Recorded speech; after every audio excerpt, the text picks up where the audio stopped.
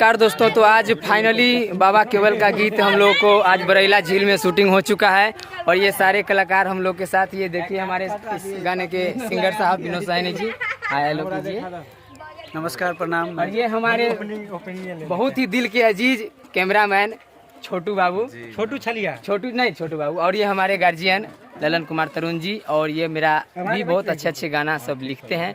और ये हमारे गीत का मेन किरदार जो बाबा केवल का किरदार किए हैं वो लखन भगत जी, इन्हीं के आशीर्वाद से हम लोग सब काम कर रहे हैं।